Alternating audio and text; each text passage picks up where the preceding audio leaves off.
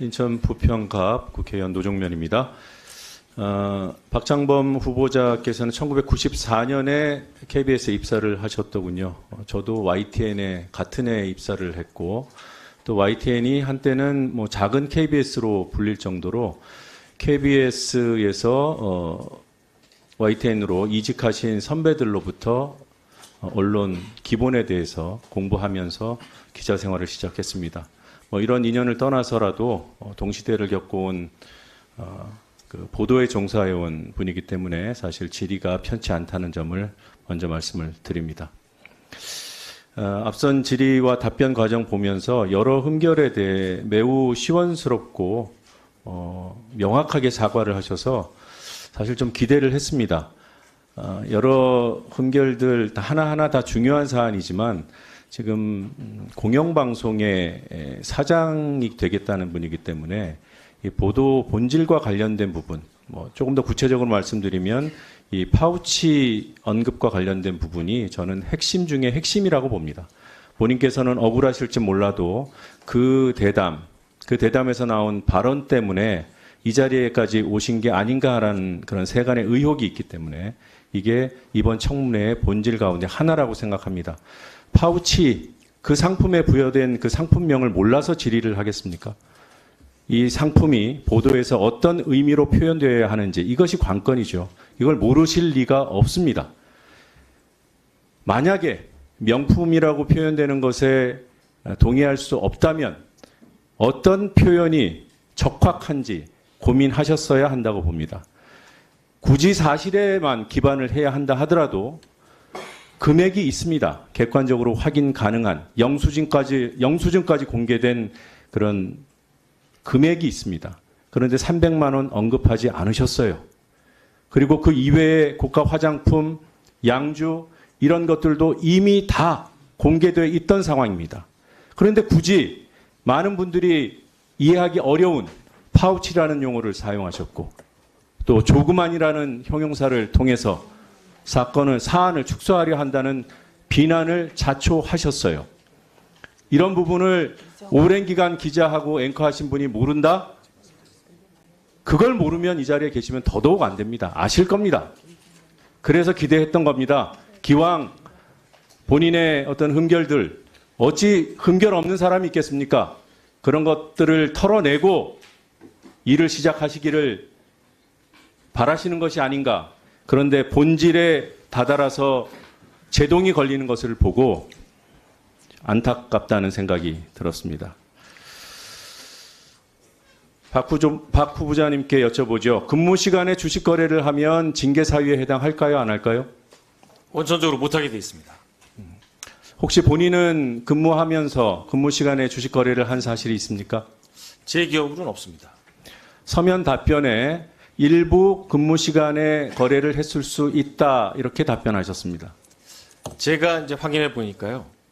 9시 이전에 주문을 해놓으면 그때 체결되는 상황에 따라서 근무 시간에 체결되는 경우도 있었고요. 네. 의원님께서 주신 날짜 확인해 보면은 제가 최근 몇 년 동안은 이른바 9 to 6 근무를 한 적이 거의 없습니다. 네. 해서 지금 답변에 어긋나는 사례가 확인이 되고 그것을 제가 입증하면 거짓말에 대한 책임을 지시겠습니까? 입증 자료를 주시면 저도 끝까지 확인해서 맞는지 안 맞는지 확인 말씀을 네, 드리겠습니다. 지금 아니라고 하셨으면 네. 가정을 전제로 한 것이 아니라 본인의 발언, 본인의 국회에서의 답변에 책임지는 문제를 말씀드리는 겁니다. 거짓이면 어떻게 책임지시겠습니까? 제가 확인하고 거짓이면 어떻게 거짓말이 확인하시겠습니까? 드러난다면 어떻게 당연히, 책임지시겠습니까? 네, 사과를 하겠습니다. 하지만 제 기억으로는 일단 시스템으로 막혀 있고 저희가 이제 접속이 안 됩니다. 그리고 주식 거래는 여러 채널을 쓸 수 있죠. 그리고 주식 거래의 흔적은 다 남아 있습니다.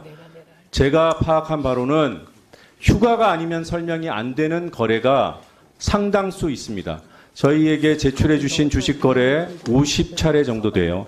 그 가운데 반 정도는 근무 시간에 거래했다고 제가 굳이 의심이라는 표현으로 순화를 합니다만 사실에 가까운 그런 사례들이 상당수가 있다는 점을 말씀드리고요. 알겠습니다. 자, PPT 보시겠습니다.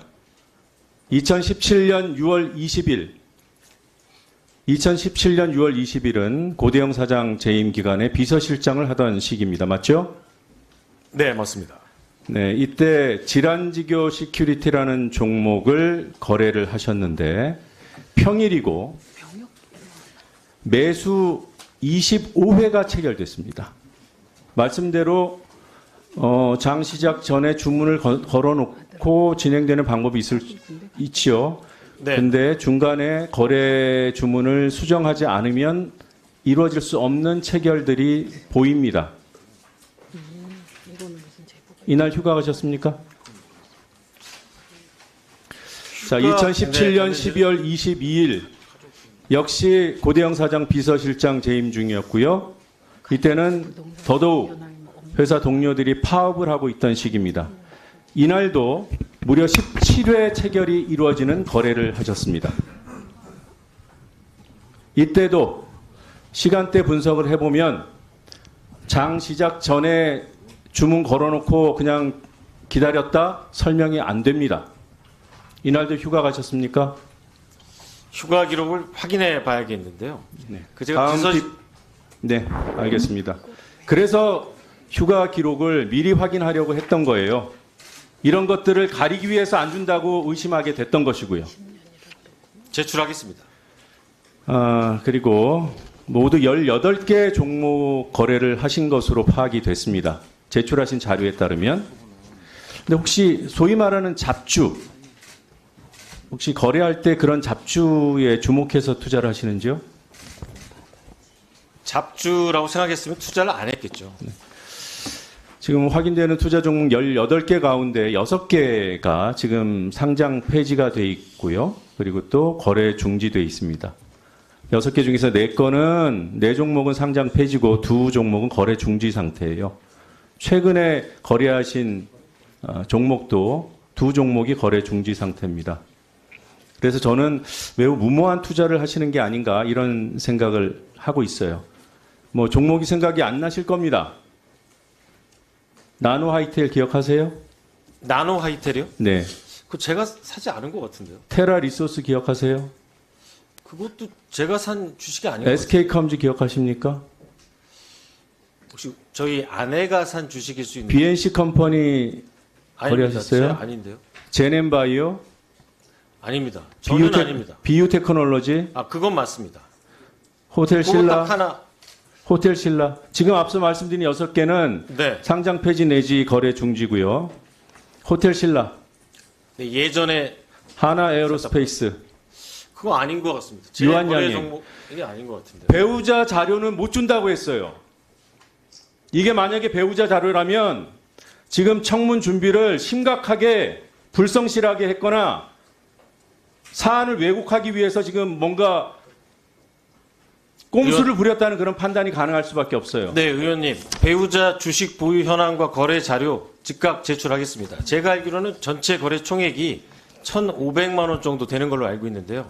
즉각 제출하겠습니다. 배우자의 거래가요? 네. 네, 그러면은 지금 제가 말씀드리는 거는 섞여 있거나 우리 후보자께서 거래하신 내역이 맞습니다. 왜냐? 단일 거래가 1억 5천짜리도 있어요. 1억 2천짜리도 있고 8천만 원, 6천만 원 단일 거래가 하루에 거래된 것들. 네. 제출하겠습니다. 이거 시간을 다 까먹어 버렸는데. 자, 투자 실적을 그래서 확인해 봤더니 이 매수금 기준으로 탑3 하나 에어로스페이스 1억 5천만 원 정도 하루에 거래하셨어요. 매수하셨어요. 그리고 유한 양액을 하루 동안에 1억 2천만 원 이상 매수하셨습니다. 제넨바이오는 9천만 원 정도 거래하셨고요. 그런데 이 탑3, 그러니까 좀 더 신경 쓰고 좀 더 신중하게 투자하셨을 이 덩치가 큰 거래에서 다 손실을 보셨어요. 그리고 총 손익을 따져보니까 4천만 원의 손해를 보셨더군요. 맞습니다. 네. 그래서 저는 그 무모한 투자에 이어서 투자가 좀 죄송합니다만 무능하신 게 아닌가 이런 생각을 하게 됐습니다. 하나 에어로스페이스 사례를 한번 보시죠. 6만 5천 원대에 매수하셔서 5만 7천 원에 매도하셨습니다. 그런데 지금 현재가가 주당 40만 원이에요. 운영하셨으면 평가에 9억 2천만 원이 됐을 거예요. 거의 8억 원을 날리셨어요.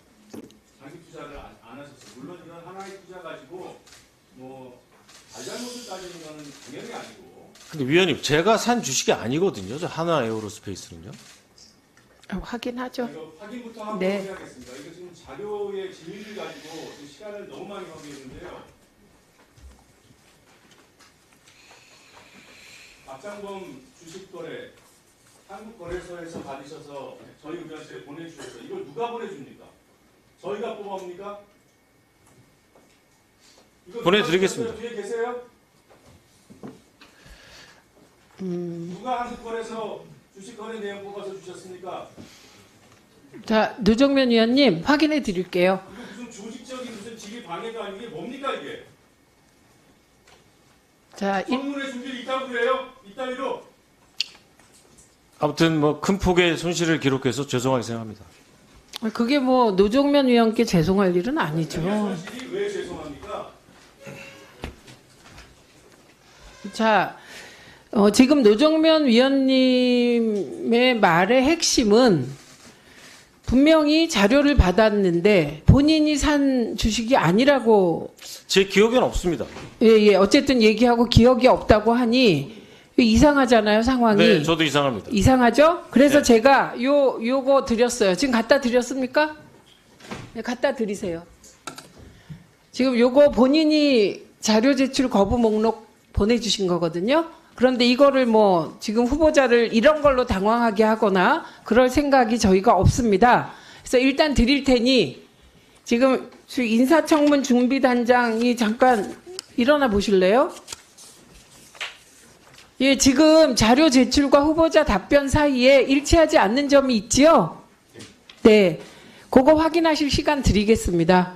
예, 다 확인하겠습니다. 그리고 요 자료 제출 거부 목록도 후보자가 모르실 수 있다는 생각이 문득 들었습니다. 예, 그래서 그것도 후보자가 검토하십시오. 그러면 오늘 오전 질의는 김장겸 위원님이 양해해 주셔서 10번까지 진행하려고 합니다.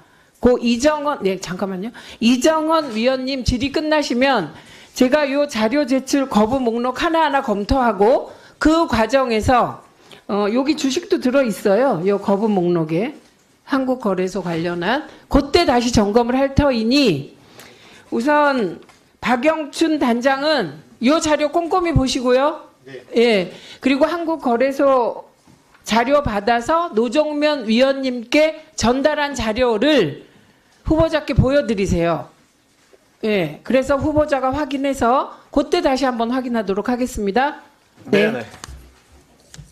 다음은 최수진 위원님 질의하십시오. 국민의힘 최수진입니다. 먼저 우리 박창범